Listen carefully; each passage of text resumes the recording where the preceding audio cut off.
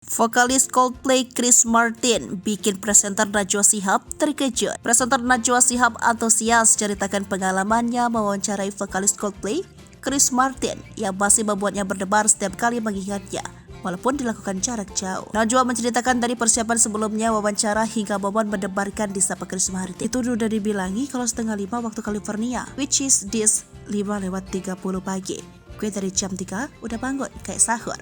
Ujarnya sambil tertawa seperti dikutip dari YouTube Daniel Manata Network. Jam 3 bangun, jam 4 siap, nyatok rambut. Ya Allah, sampai rambut gue catok mulu, sambungnya. Wawancara sempat diundur 1 jam dari waktu yang dijanjikan sebelum akhirnya dimulai pukul 6:30. Saat akan dimulai, Najwa sudah bersiap duduk di kursinya berpikir bahwa teknisi atau humas dan Chris Martin akan muncul. Pikir yang pertama kali keluar bakal teknisnya Mas Chris lah atau PR atau siapa, ucap Najwa Shihab. Ternyata salah, karena Chris Martin yang langsung muncul dan menyapanya. Tiba-tiba ceng, langsung Mas Chris di situ.